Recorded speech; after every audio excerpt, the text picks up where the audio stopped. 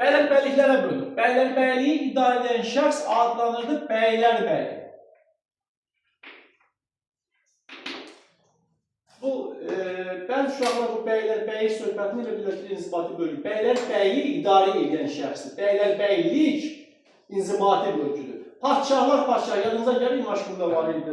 Şahlar şahı şeydə, Ərdəşir Babəkanlar var idi. Bu da bəylərbəylikdir. Yəni, bəylərin içərisindən böyük bəy.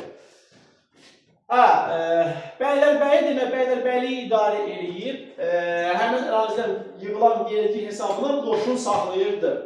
Bəylərbəylikdə maliyyə söhbətinə vəzir baxırdı. Bəylərbəyi vəziri. Bu,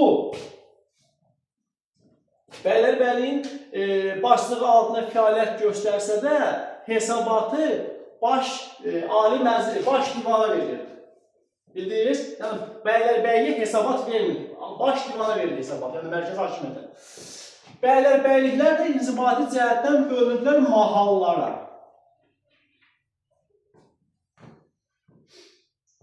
Mahalı idarə eləyirdi. Məsələn, 16-cı əsrdə mahalı idarə edən şəxsi naib adlandırır. 17-ci əsrdə isə qolbəy. Yadda saxlayın, 16-cı əsrdə mahalı idarə edən şəxs naib idi. 17-ci əsrdə qolbəyi idarə edir. Daha sonra şəhərlərimiz də var idi bizim. Şəhər. Yəni, mahallar, bir mahalın tərkibində bir şəhər ola bilərdi, iki şəhər ola bilərdi, mümkündür. Ola bilsin, ümumiyyətlə şəhər yoxdur. Şəhərdə, deməli, şəhəri idarə edən şəxs adlanır kələntər. Şəhər idarə. Sonra şəhərdə asayişi qoruyurdu darğa. Polis rolunu oynayırdı.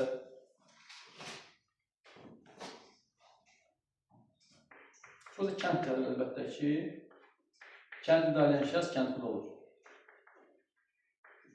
İndi burada bu bəylərbəylik məsələsində mən bütün səhiyyə dövlətin neçə bəylərbəyliyə bölünür məsələsini yox, onun Azərbaycan hissəsi hansı bəylərbəyliklərə bölünür ona baxaq biz. Qarabağ,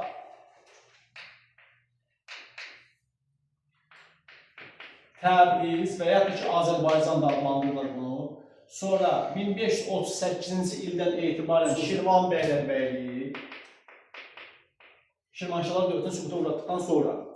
Bir də 17-ci əsrdə bir dənəsi əlavə olmuşdu. Bu adlanırdı Çuxur Səd. Bəylərbəyli. Bu qədər.